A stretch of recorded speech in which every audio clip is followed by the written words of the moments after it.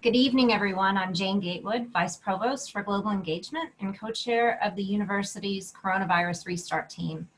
I will serve as tonight's moderator for the town hall. Before we begin, I would like to share a few Zoom webinar tips to those new to the Zoom platform. If you would like to view this session with closed captions, click CC on the bottom toolbar and select Turn on Subtitles. If you are having any trouble viewing the webinar, you can call in and listen using the phone number that was included in your confirmation email. If you would like to ask our speakers a question, please submit that question through the Q&A function that is also located at the bottom of your screen. We have a large number of participants enrolled tonight. We had over 1,700 registrants. I'd like to welcome all of you. We've received hundreds of questions in recent days through email, through web, and phone calls about fall semester. We know that you want specific answers, and we will do our best tonight to address the most frequently asked questions. But we may not be able to cover everything during our time together tonight. There may be questions that we can't answer, but we will work on them immediately. We will do our best to provide as much information as possible, and we will leave time for your questions during our time together. If you have a specific question after this town hall is over, please visit the Restart website at rochester.edu to find the contact number for the specific department who can assist you. You may also submit a question there using the web form. Let me now introduce our panel. Joining us tonight are John Hain, Associate Dean for Academic and International Affairs at the Eastman School of Music. Dr. Ralph Manchester, Vice Provost and Director of University Health Service. Adrian Morgan, Associate Vice President for Equity and Inclusion. Jeff Runner, Dean of the College. And Samantha Veeder, Associate Dean of College Enrollment and Director of Financial Aid. There's a lot of information to share tonight, so let's get started. I am going to begin with a question that's on everyone's minds, and I'll ask it to Jeff Runner. Given that the health and safety of our university community is our top priority, can you describe what you think campus life will be like this fall? What should students expect when they arrive on campus? Thanks, Jane. First and foremost, as Jane mentioned, the health and the safety of our students, faculty, and staff is our highest priority. With that in mind, campus life will be rather different this fall. In order to ensure the safety of our campus community, we are developing social distancing, masking, cleaning, and other protocols that follow the guidance of New York State, Monroe County, and university public health professionals. However, we here in Rochester are excited to welcome our students back to campus. According to a recent survey, we are expecting most of our students to return to Rochester, either to live on campus or off campus. This means that the campus will really be coming alive with activity in a way that we haven't seen since last March. We've been working really hard all summer to prepare our academic delivery for fall. Some measures being implemented include carefully calculating the number of students who can safely be in a classroom at the same time, moving classrooms as needed, and making efforts to redesign class delivery to accommodate our academic mission.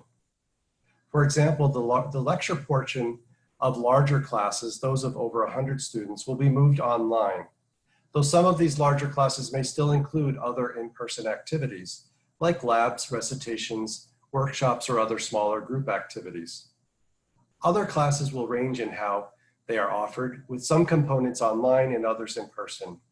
In all cases, though, courses are being designed to be able to be completed online, with online equivalents for almost every in-person element, because we know there will be students who are unable to come to campus. The college offices that interact with students will also be ensuring social distancing, masking, and cleaning protocols, and will have no more than 50% of the staff working in person in the office at any given time.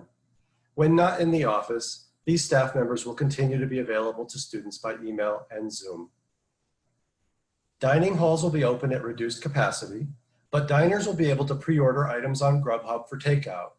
Additional spaces will be designated for dining, including the Hearst Lounge in Wilson Commons, the Feldman Ballroom in Douglas Commons, and the Hawkins Carlson Room in Rushree's Library. Students, staff, and faculty will be able to purchase their meals and take them to these areas to eat. New York State indoor dining protocols will be observed in these designated dining spaces. After hours, these spaces can double as spaces for students to study. Residence halls will be de-densified with no triple rooms at all and a greatly reduced number of double rooms. Guidelines for how to maintain health and safety in the residence halls will be part of training as students move into their rooms this fall. Students arriving to live on campus will be tested upon arrival. All students, staff, and faculty will also use Dr. Chatbot, which is an online app health monitor that asks questions about COVID-19 symptoms. And people will use that daily when they're going to be on campus. Visitors on campus will also be restricted in order to protect the health of the campus community. As for some of the spaces students hang out, the campus center, Wilson Commons and Douglas Commons, will be open, as will other buildings that house offices that support students, such as Dewey Hall and Lattimore Hall, for example.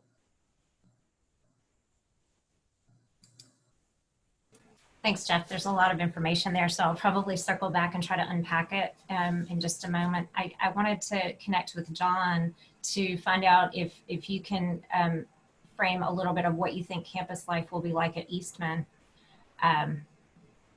Does it differ from what Jeff just described?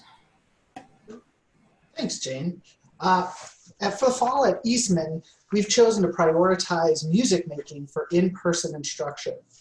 In order to ensure the safety of our students, we're dedicating all of our classroom space to music making so that applied lessons, large ensembles, chamber music groups can rehearse in person and still allow for adequate physical distancing.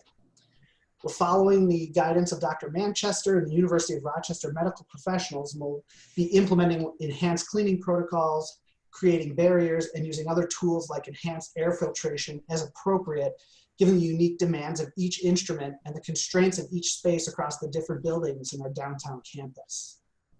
Practice rooms will undergo similar treatment, and there will be enhanced cleaning protocols and air filtration as appropriate, as well as limits on the number of students who can practice in a given room, depending on the size of that room. Our traditional practice spaces will be limited to 1 student per room, and then larger classroom spaces will be converted to practice spaces so that students can rehearse with others and still maintain proper physical distance. One additional change for the fall semester is that our practice rooms will be moved to the university's online room scheduling software platform, and students will be required to sign out their practice space in advance. This will help us limit the density of students in our facilities by eliminating the need for students to wander around looking for an empty room and queue up in the hallways. The vast majority of our remaining academic classes will be moved to an asynchronous online format to allow for maximum flexibility in scheduling lessons, rehearsals, and practice time. Our academic faculty have been hard at work all summer preparing for the transition to online asynchronous instruction with the goal of maintaining our high academic standards throughout the fall. While courses will be officially scheduled as asynchronous, we also do expect that many faculty will take advantage of the flexibility this fall offers to schedule one-on-one or small group meetings throughout the semester via Zoom or in person as appropriate. And then after Thanksgiving, along with the rest of the university, all of our courses, even the performance courses, will transition to online instruction so that students can safely return home for the winter break. And we expect our performance faculty to schedule online lessons, group discussions, and other professional development type activities during this time frame so that along with the conclusion of their academic courses, which includes final exams, students will remain engaged with their academic and musical development throughout the full semester. And then I will add that we're also looking at changes to the Student Living Center. And we've heard originally we had made plans to maintain as some double room assignments, given the need to ensure that the students had an appropriate residential experience. But we've heard the feedback from a lot of students and families about not wanting double rooms. So I can say that we just recently made the decision that we're going to remove double room assignments for students who don't want them, which would mean we would release an additional amount of students from the housing so that we can have a single room for everyone who wants one in our student living center. Thanks very much, John. I want to ask a follow-up quickly. If an Eastman student opts for online only, how will that student fulfill their ensemble and chamber music requirements? So over the last several weeks, we've been working really closely with the faculty, and we are going to offer all of our ensemble requirements as in an online format. So we will have an online section for large ensembles, online sections for chamber music, and we're pairing the Eastman faculty who will co-teach that course with a member of our technology and media production department, so that you'll have half the course or half of the instruction focused on the music making, but then you'll have the other half focused on the technical parts of it. So we expect students will still make music, but also learn about the unique format we're faced with here, doing Zoom and making videos and communicating in this format. Thanks, John. I want to bring Adrian into the conversation. We know that this has been a difficult time for all of our students, but it's been especially so for our students of color. Can you talk about some of the supports that the university has available to students on campus and those learning remotely? Yeah, thank you, Jane. I really appreciate that question. We have, this summer, the Office of Equity and Inclusion have been in contact with a lot of student groups and have been talking to them about their needs. And so we have been talking particularly to students at the Douglas Leadership House, and to see what things that we can do to help them prepare to come back to campus, to have this robust, rich learning and living environment. So we've been in contact with them. We've also had constant, frequent contact with Justina Gorka, who's the president of the Student Association, and Mark Haddad, who is the vice president of the Student Association, to look at ways that we can begin to welcome students back and make them feel very comfortable in the environment that we have to live in during this COVID period. So a lot of work just talking and listening and learning from our students, and we're very excited to welcome everybody back to do that. Some of the other things that have been happening are we're still moving forward with the looking to hire somebody for the Frederick Douglass Institute. We're very excited to have a new director there to welcome students next year, and to be able to, again, create this rich living scholarship environment for students. So many things happening, a lot of listening, a lot of learning that has been going on with students during the summer, despite the fact that they're not here on campus. Thanks very much. I know that's a new office for the university, and it's much needed, and you all are really hitting the ground running. So it's very much appreciated. Jeff, I want to pick up on something that John mentioned. He mentioned that Eastman is releasing students who want to be released from doubles. Could you explain, is the college different, and if the college is different, why it's different? Actually, we did a series of releases earlier in the summer, including upper class students, at least asking them if they'd be willing to be released from their housing contracts, I think sophomores, juniors, and seniors. And a number of students did take us up on that. And this was partly due to our effort really to de-densify campus. And the River Campus residence halls, we're pretty much packed in the sense that we're always at 100% capacity. So one of our goals was to try to figure out ways without forcing people to actually create more singles and create less density by offering students to be released from their housing contracts. And a number of students actually did end up doing that. So it's similar in that way to what Eastman is doing. Great, thank you for clarifying that. Dr. Manchester, I'd like to ask you a question that I'm sure is on everyone's mind. Could you please tell us how will our symptom tracking and testing strategy work? Like how is it going to play out? What are the requirements for students upon move-in, and what's required throughout the semester? Sure, thanks. The university is going to be using several methods to identify students who may have COVID-19 or be infected with the SARS-CoV-2 virus potentially without symptoms. Our plans depend on having adequate supplies of test kits and reagents in August and into the fall. Right now, that looks okay, although that could change in the future. So, first of all undergraduate students who live in university housing will be expected to undergo testing for the COVID virus upon arrival in August, or in some cases, be tested at home no more than 72 hours before arrival on campus and provide documentation of a negative test result when they arrive. Other students who are not in university housing can request testing through UHS, and that will be done. Anyone who tests positive on arrival will be assigned to temporary isolation housing. Those who test positive at home will be instructed to stay at home until they've been cleared to be on campus. Students coming from the New York State designated restricted states and international students must quarantine for 14 days before moving into their assigned residence hall. I'll address quarantines more in just a minute.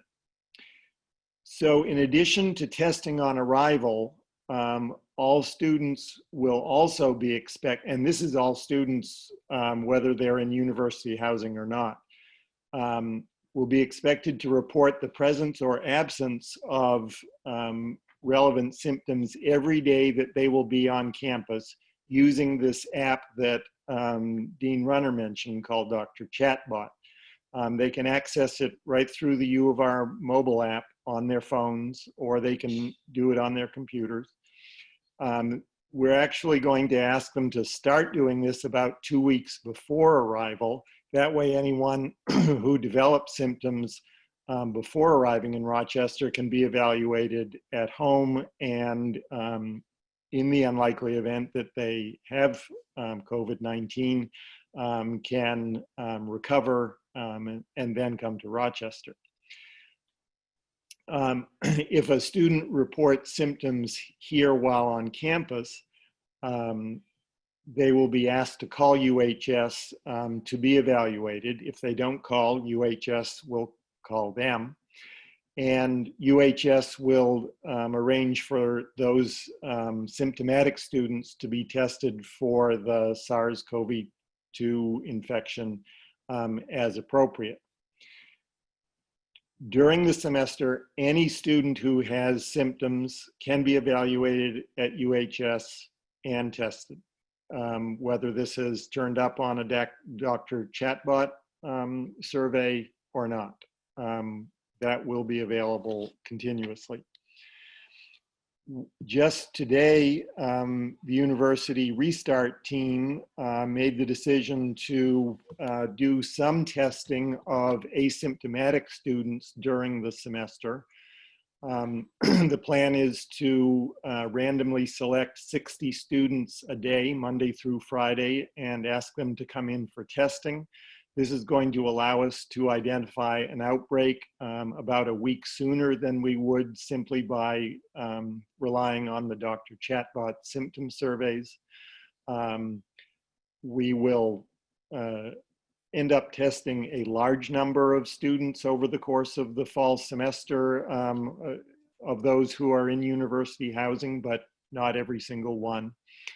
And again, we're doing this out of an abundance of caution and doing the best we can to keep the infection under control. Students who test positive either on arrival or during the semester will be evaluated medically and either moved to isolation housing or, if necessary, sent to the emergency department at Strong Memorial Hospital. We've reserved a number of apartments in one of the apartment complexes on the periphery of campus for isolation housing. UHS will maintain contact with the students in isolation and provide care as needed. Students in isolation will have Wi-Fi access so they can continue taking courses remotely. They can order food to be delivered to them. There are a number of support mechanisms that are built into the isolation and quarantine plan. And UHS will determine when it's safe for students to return to classes and their usual housing. Thank you. I want to ask a couple follow-ups. Can you tell me if a student is arriving from a non-restricted state and they've already been tested prior to arrival, how do they show proof of testing to UHS? Yeah, good question.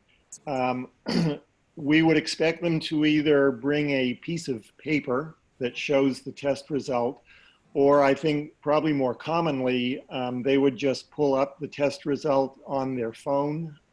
That's the way most of the testing facilities are sending out results. Nowadays, we can simply look at the information on their phone, confirm that it is the proper PCR type test, and then they can move on to pick up their keys and the other parts of the move-in process. Thank you. And you also mentioned that students will be asking students to do Dr. Chatbot prior to arrival. When can they expect to receive information about how to do that? That's going to be sent out on Monday, July 27th. Great.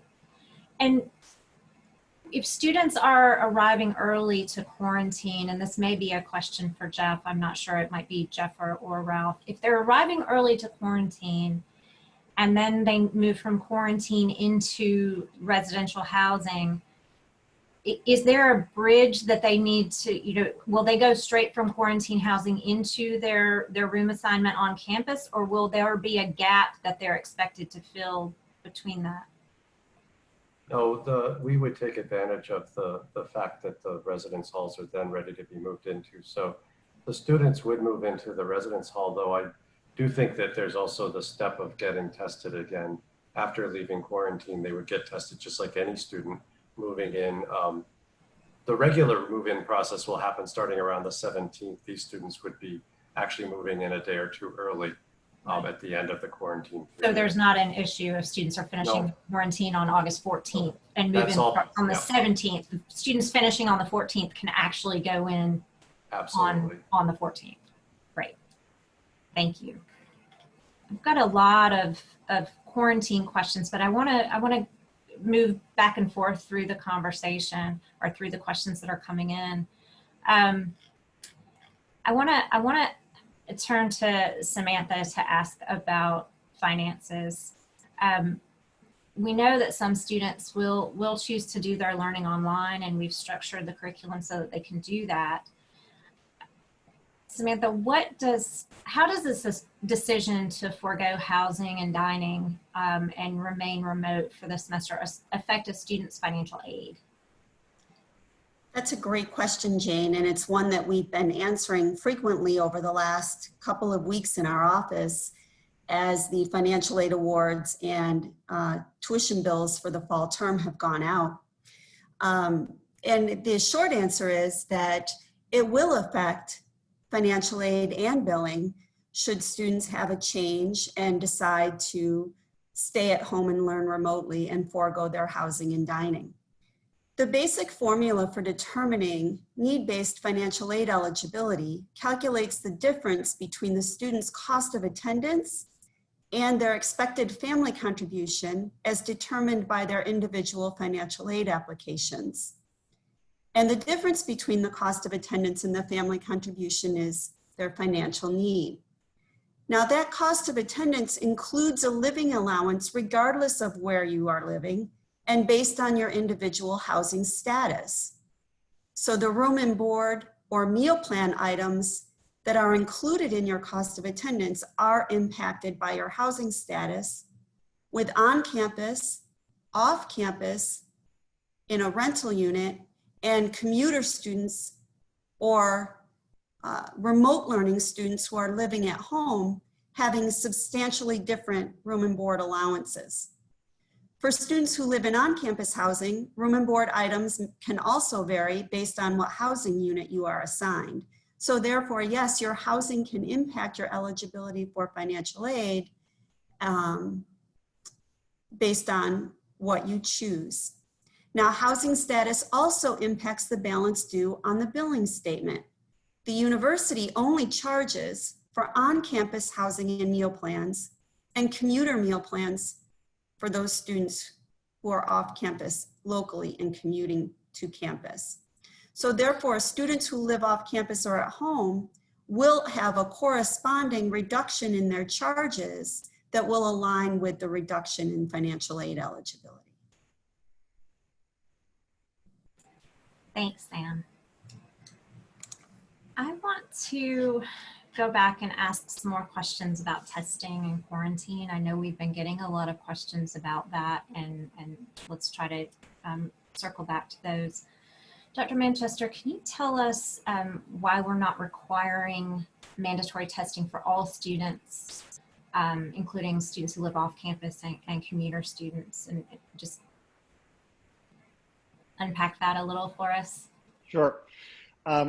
We're focusing our testing efforts on the students who are at highest risk of acquiring and transmitting the infection while they're studying in Rochester.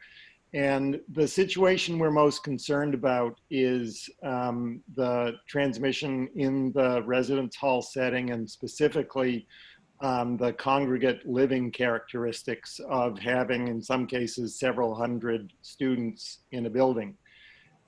So that's the group that is being told that testing is basically a condition of living in university housing. Living in those undergraduate residence halls is fundamentally different from living in the other more apartment style dwellings that other students will be in.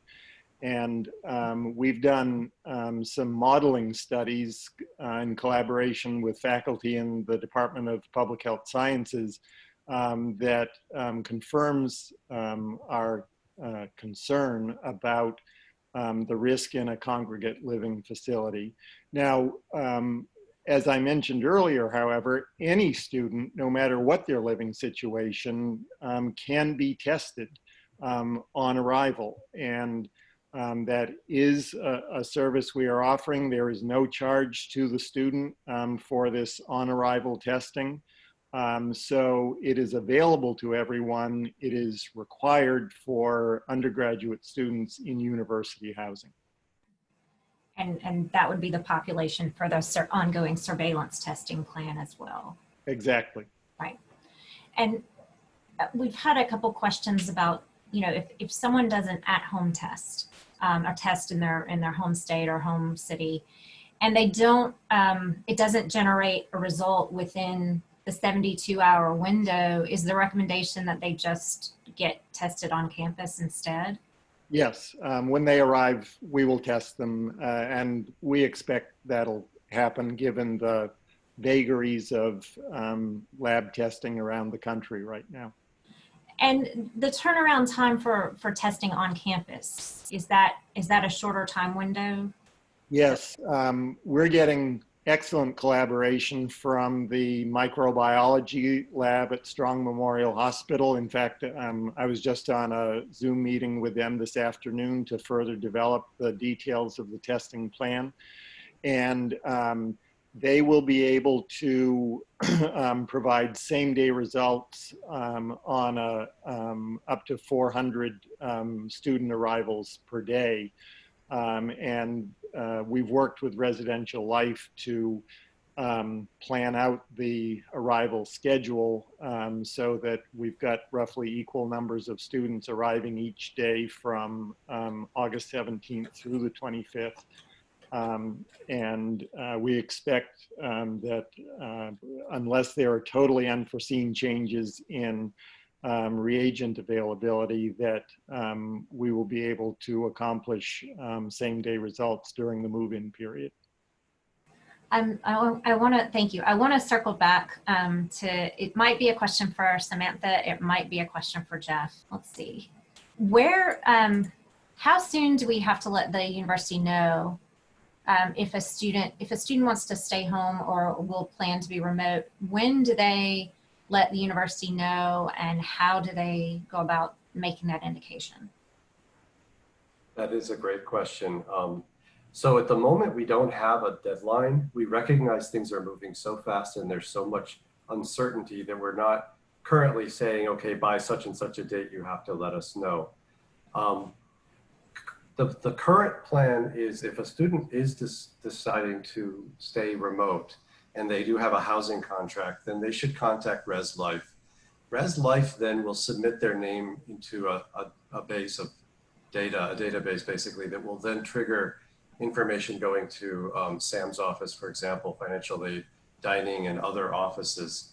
However, we're also in the process of developing, and actually maybe I'll let John describe this, but we're in the process of potentially developing a specific way of acknowledging that a student is going to be staying remote.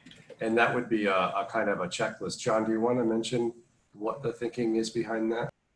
Yeah, we're just working with IT to develop some type of web form similar to what the students did in March and April when they requested pass-fail courses where you would log in, because we're hearing, students are writing to ResLife and then they're writing to say, well, I talked to my parents and I changed my mind, and things are just changing so quickly. We want to make sure we have a way to capture sort of your official state that you plan for the fall.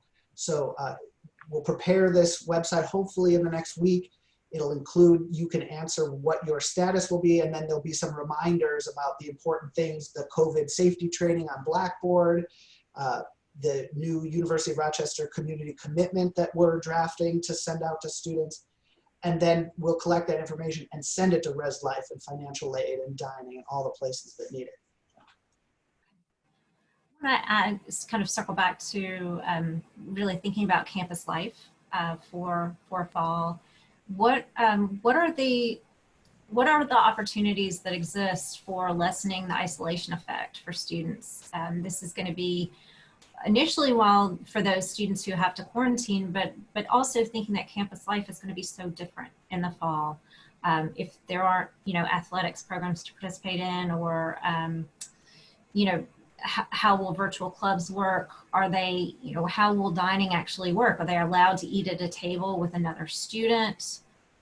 Will there be in-person activities for anything?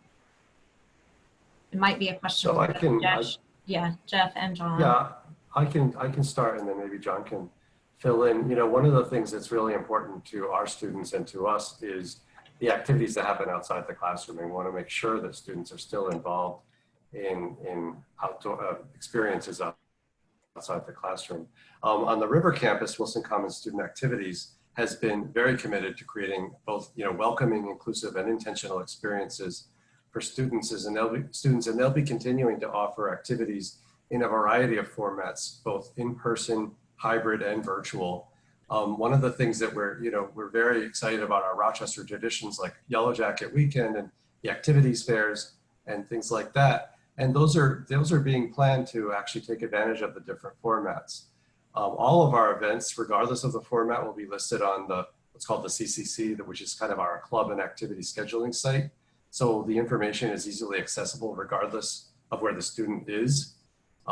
Knowing that a lot of students will be remote, and this came up in the previous question, there will be also offerings designed to accommodate different time zones. For example, we know some students will be stuck in international locations.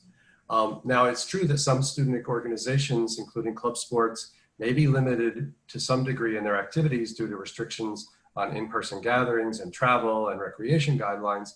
We're still looking for creative ways to continue to build community with these organizations, and in a way that'll allow them to have the positive impact on the community. And of course, all of this is done as usual. All of our in-person programming will be following University of New York State and federal COVID-19 guidelines to maximize safety and reduce risks. Now, maybe a little quick follow-up on that. We're also, for the time being, Rochester has a very lovely fall. It gets a little dicier in the winter, but the fall is really nice, and we're going to try to take advantage of the outdoors. We all know the air, outdoors air is safer for in this time of COVID. So we're going to be developing activities outside. Already this summer, we've been having activities led by Wilson Common Student Activities. Just last weekend, they had an outdoor yoga event for students, and they came masked, and then they did their yoga, and it was quite a big success. Coming up, we're going to have an outdoor movie night, and there's going to be a food truck dinner night. So while we have the good weather, we're going to be trying to take advantage of that. Additionally, again, on River Campus, we are putting in some new seating areas, including some covered spaces, which will be placed around the campus to enable social, safe physical distance socializing for the students. So just provide more opportunities to sort of get out, like you said, outside of the quarantine, but outside the residence hall as well. And I'll just very briefly add that for Eastman, everything Dean Runner said is true for us. We'll be doing activities at our downtown campus following all those guidelines. One of the great things about being at the University of Rochester is we're all one university. So as an undergraduate student, the Eastman undergraduates can go to the River campus and vice versa. So all of this will be available to everyone.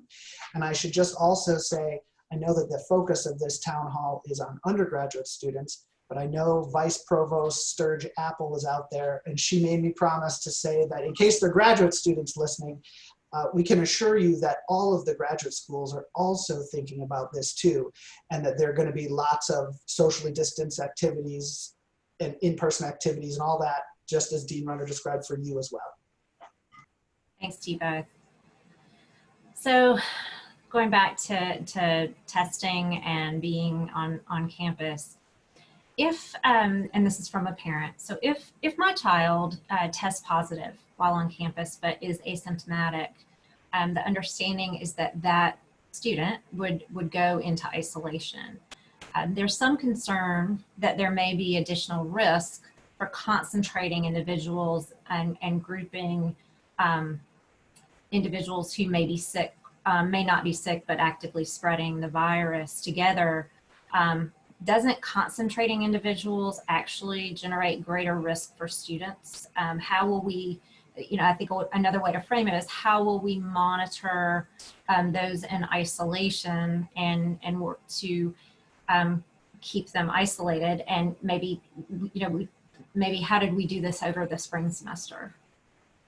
Right, and we did have experience with this during the spring semester, and using the apartment, it's the Whipple Park apartments, worked out well.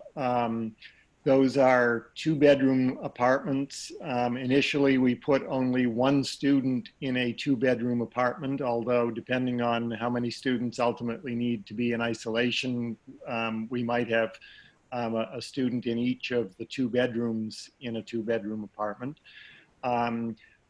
There is medically no risk to having 2 students with mild COVID illness in the same apartment, but in their own bedrooms. UHS will be monitoring those students daily, and the students will be expected to send us information about their health twice a day.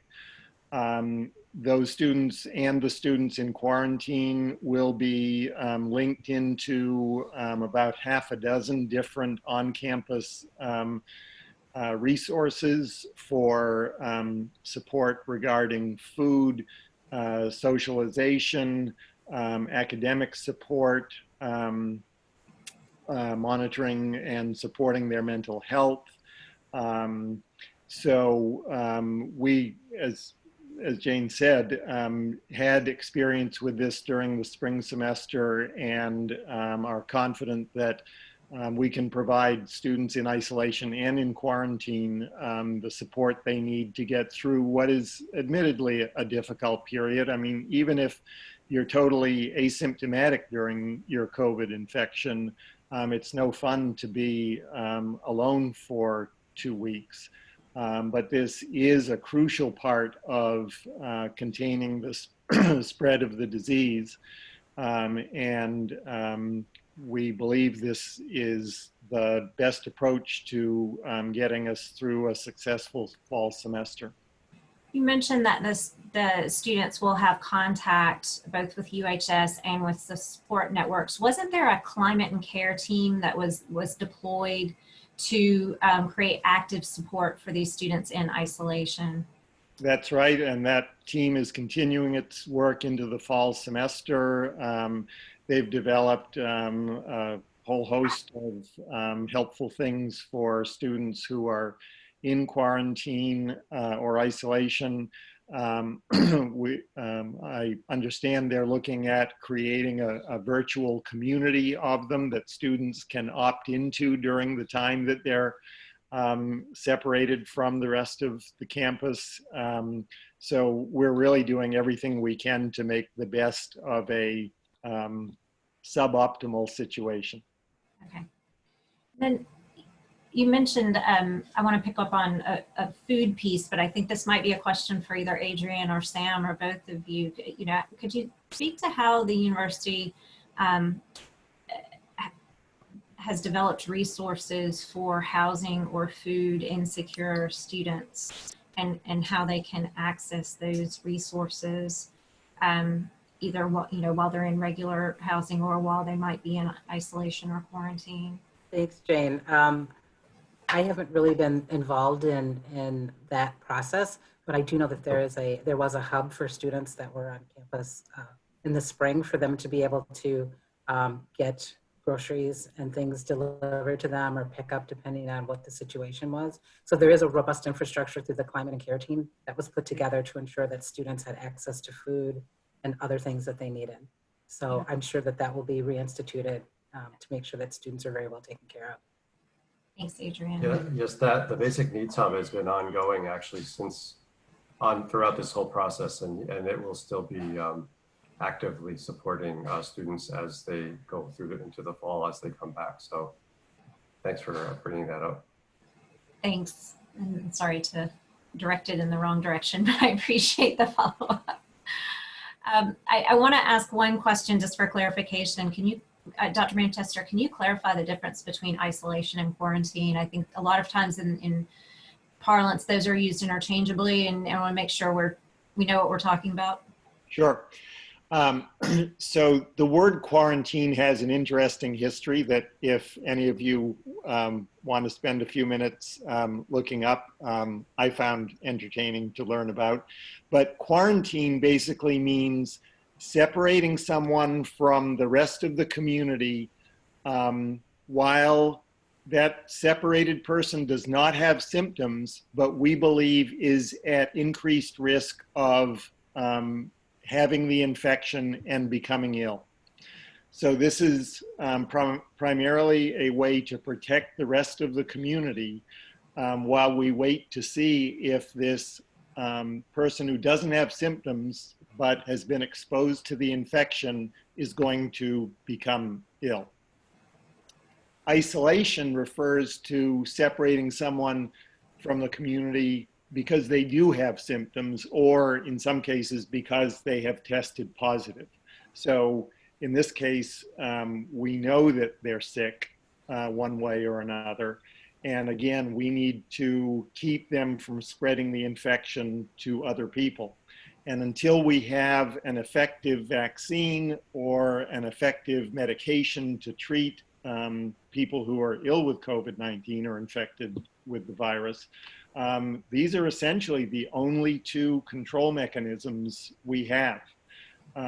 So the paradigm is to do the symptom questionnaires every day through Dr. Chatbot and some asymptomatic testing, do extensive, rigorous contact tracing. Anytime we do identify a student who's infected, find out who they've been around and make sure those individuals are taking proper precautions, and isolate the people who are sick, quarantine those we know have been exposed.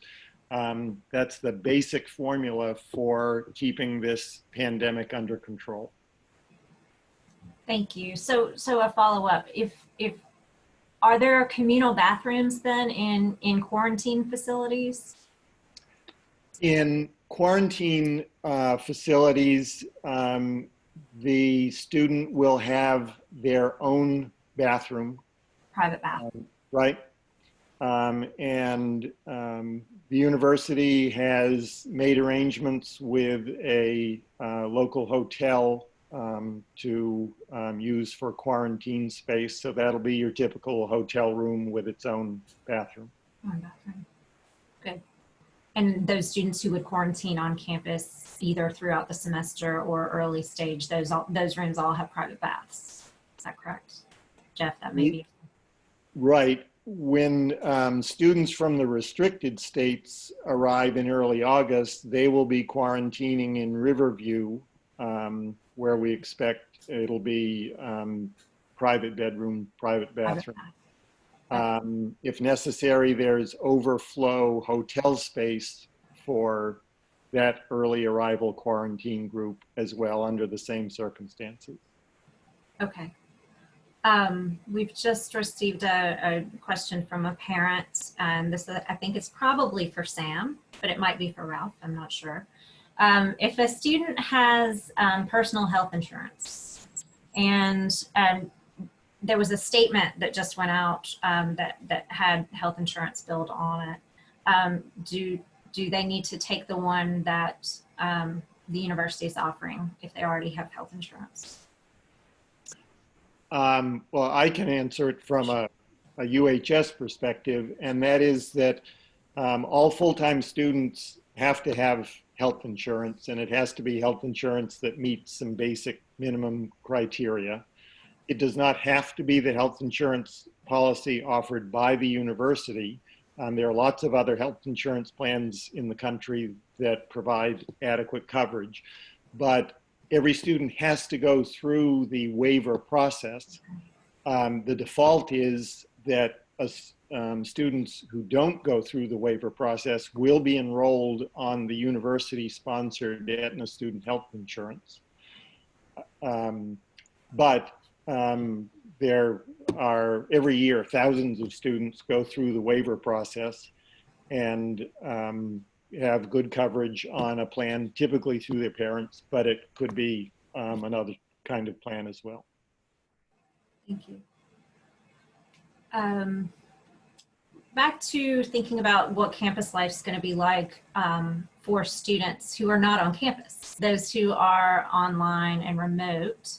And this is probably for Jeff and John. Could you speak to the type of resources that will be available for students studying remotely? What about advising or tutoring or other ancillary supports that are very helpful and necessary for a lot of students? Could you speak to how those will be provided? Sure, I can start and then John can fill in.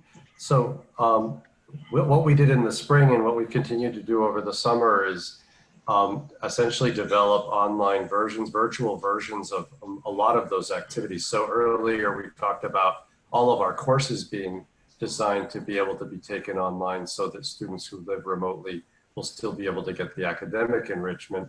I mentioned earlier about the outside of the classroom stuff with student life and that sort of thing.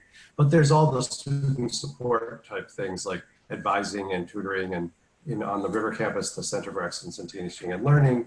For different communities, there's the Career Center and the Office of Minority Student Affairs and the Current Center and International Student Engagement Office.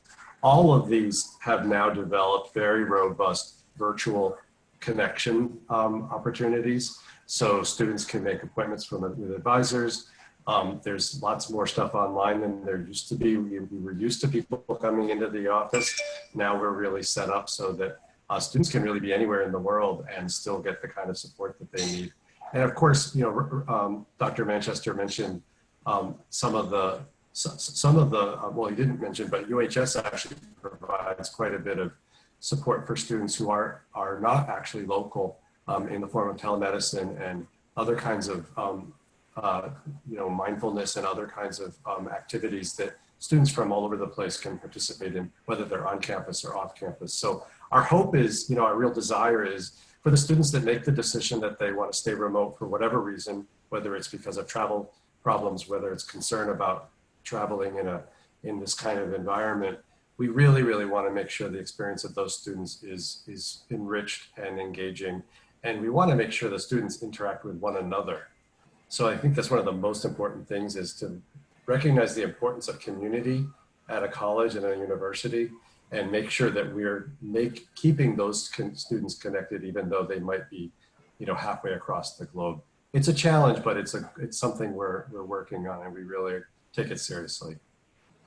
Yeah, just to say that every faculty and staff member at the university is dedicated to making sure that all our students have a good experience this fall.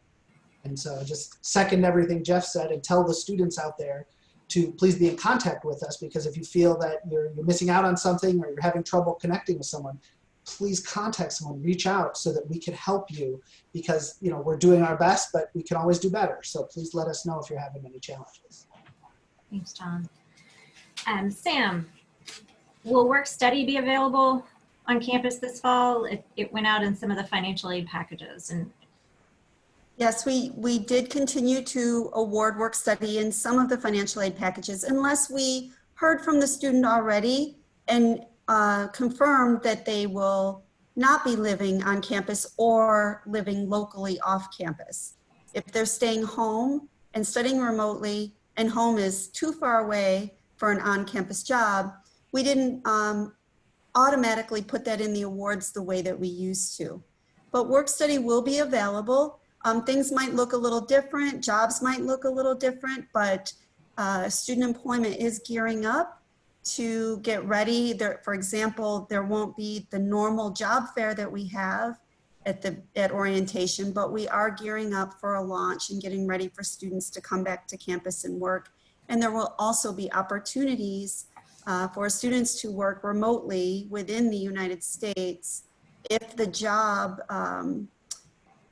is available to them and there is a need for the work to be done, and if the work can be done remotely. so how would students go about finding these jobs and learning, if they're on campus or if they can be done remotely?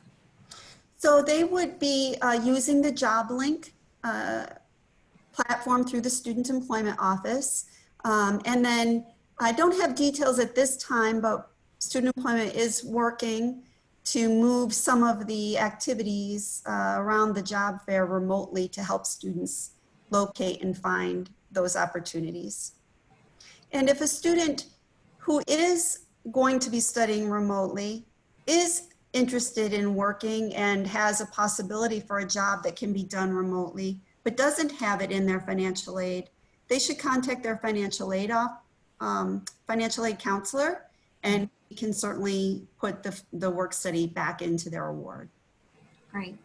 Can you clarify, financial aid is usually awarded for 8 semesters, and if a student withdraws or has to withdraw, is it awarded then for a 9th semester? What happens to the semester in which a withdrawal occurred? How does that work?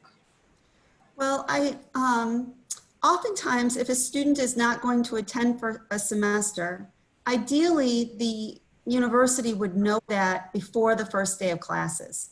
Because once classes start, students start to incur liability for charges, and they start to earn portions of their financial aid. So if students want to take a leave of absence, for example, the best thing to do is contact us before the start of the term so we can update the record, and then they wouldn't be using one of their semesters of financial aid, and they would save that semester for finishing up at the end of their program. Are semesters used in full semester chunks, or are they prorated? So if a student went to, say, the first week of classes and then withdrew, would that week be deducted, or does that then become a whole semester?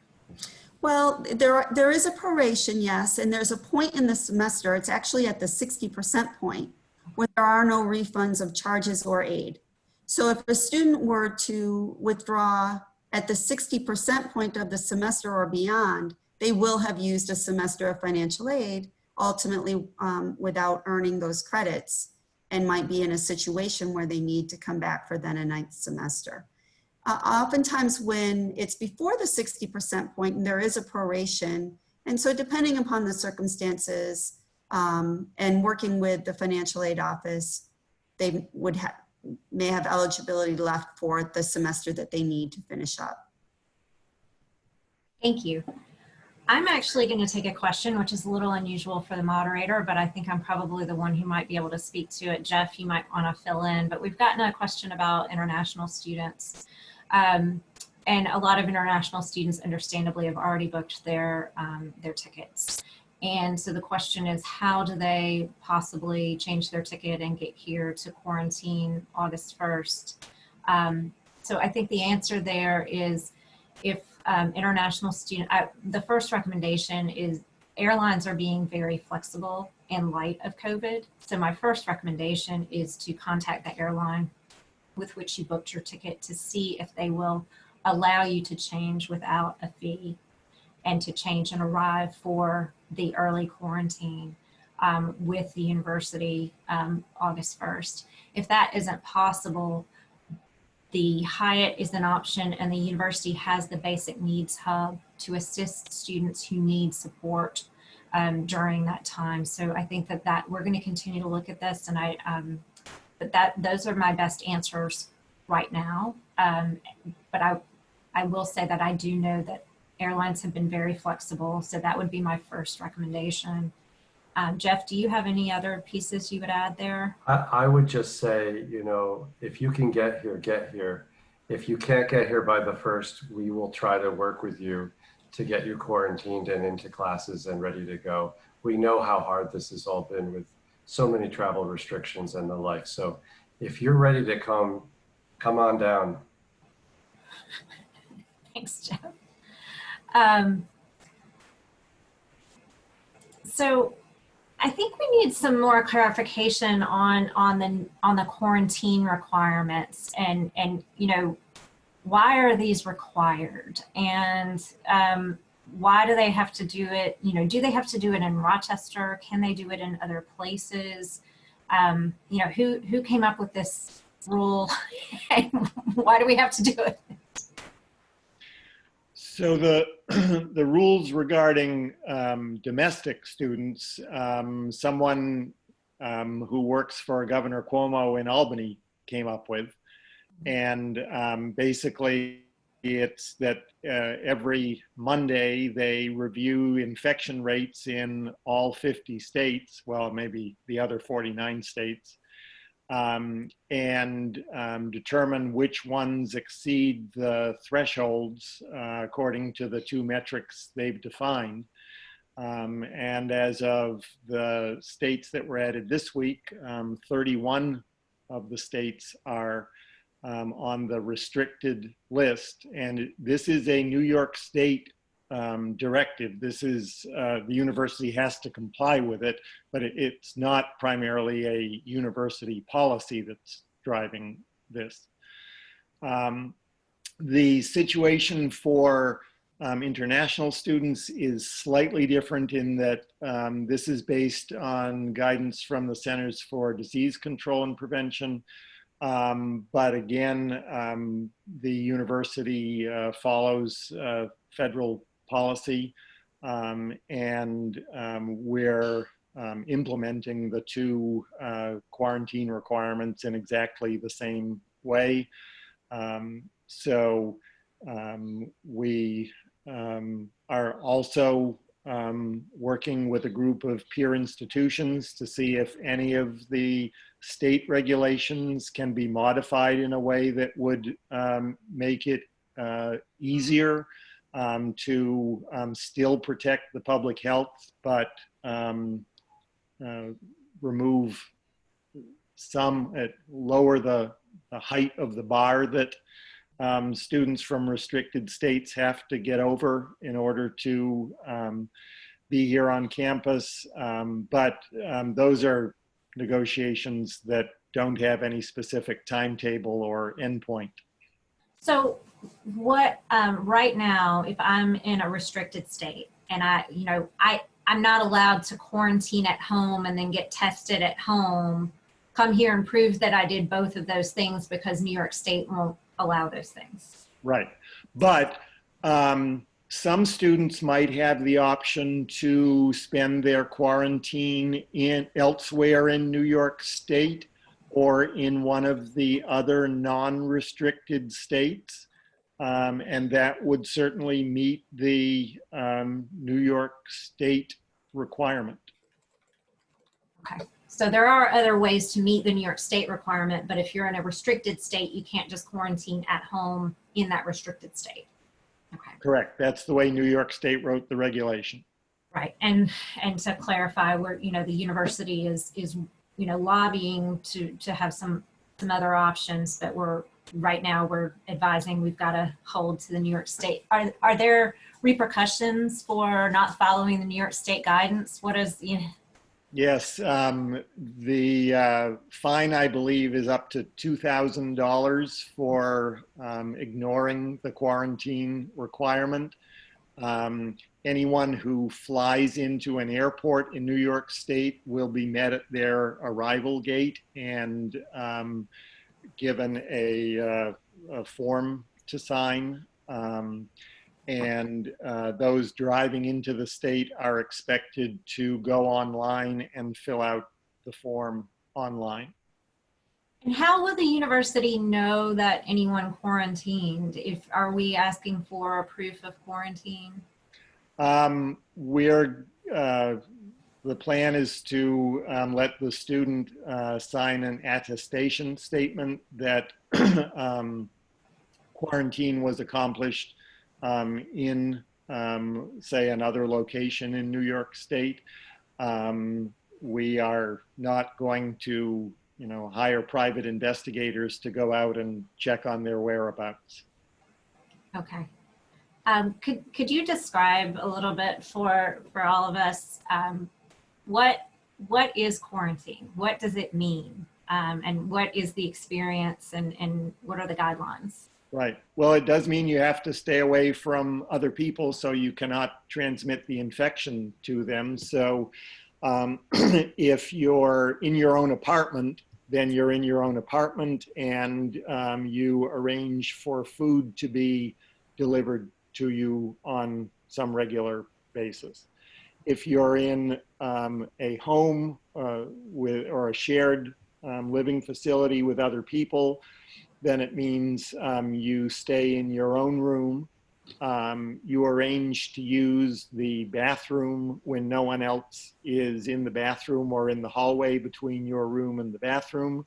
And you arrange for food delivery, either because the people you're living with are very nice and will feed you, or you order it and it's delivered to your dwelling, and one of the other people who lives in the dwelling gets it at the door and delivers it to the door of your room.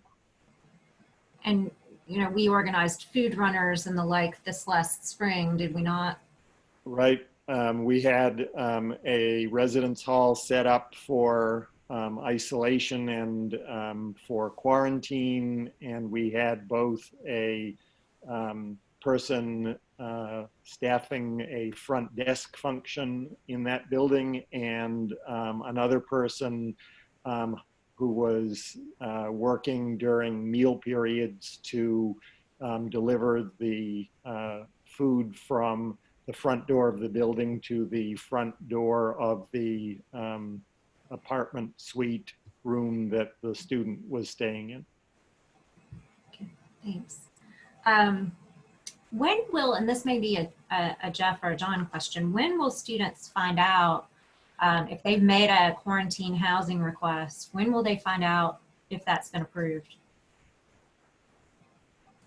So that's a good question. The form just went up this morning, and so I know that I'm sure a lot of students have already submitted their requests. I would imagine we'll start looking at that tomorrow so that we can start making some, communicate back with students who have successfully, reserved a spot. And of course, once we do that, we'll also start talking about logistics and timing of the actual move-in and that sort of thing. I would assume in the next day or two, but I realize there's a lot of pressure to get the information known sooner rather than later because people need to make plans. So I think, John, that sounds about right from what I understand. We know right now the information is with Residential Life, and they will work through the applications and come up with a list of students that were accepted. So I mean, basically, it's a first come, first serve up to 600 students. We don't exactly know how many students were interested in doing this, so it may not even be, it may be that everyone got a spot because fewer than 600 students applied, then it wouldn't be a problem. So we'll find that out very soon. Wonderful. This may be a Ralph question, this may be a Jeff and John question. I'd like to know more about what are the masking requirements on campus? Sure, I can start, and then Jeff and John can say more in particular about the various parts of campus. We are following CDC and New York State guidance on masking and social distancing.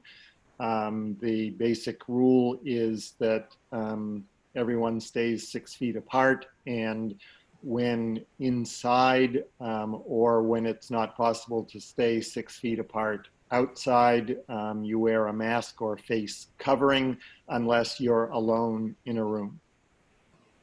Okay.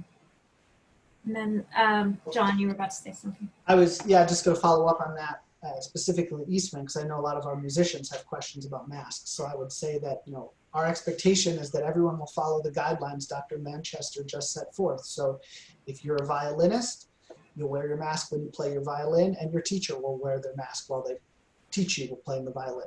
If you play an instrument where you can't wear a mask because you have to put an instrument in your mouth, the expectation is that you will maintain the proper physical distance, and that you will have the mask on, you take it off, you play, and then as soon as you're done playing, you put the mask back on.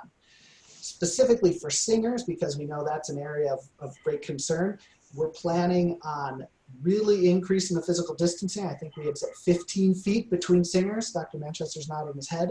And I know that it will vary depending on the situation where you sing, but I know that, for example, Professor Weiner, who leads our choirs, is planning on the students wearing masks while singing in choir.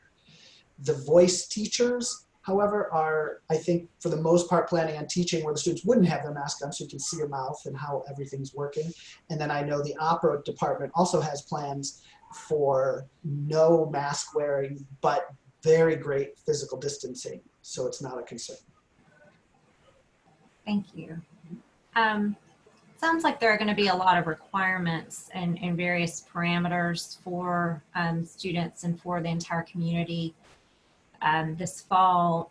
Is there going to be any sort of pledge or other compact that students have to engage in to be on campus?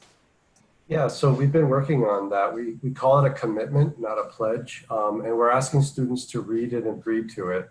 And it basically outlines a lot of what we've just been talking about, the changes taking place to ensure the health of our students, staff, and faculty, including, as mentioned earlier, the use of masks, social distancing, cleaning, and other protocols, the use of Dr. Chatbot daily for anyone coming to campus, and just all of the other things that we should all be doing to maintain a healthy and safe campus. We all are part of the U of R community, and we all should agree that we're going to do these things as part of that community.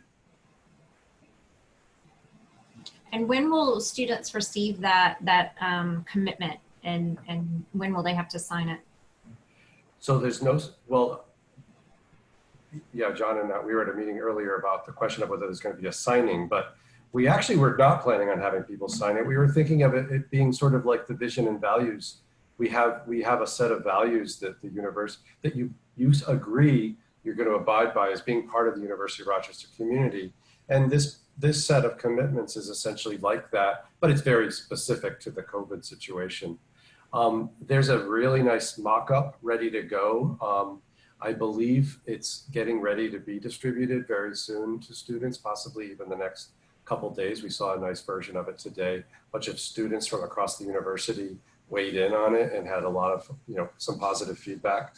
But otherwise, it's pretty much ready to go. One of the interesting things is, we've shared it with the Faculty Senate, and we've shared it with the Genesee Council, which is a staff group, and with the sort of to encourage them to think about maybe putting something together similarly for faculty and staff, with the idea that, they're also part of this community and they should also be sort of committing to live within these new requirements. So what are the implications if someone doesn't abide by these commitments? If they're,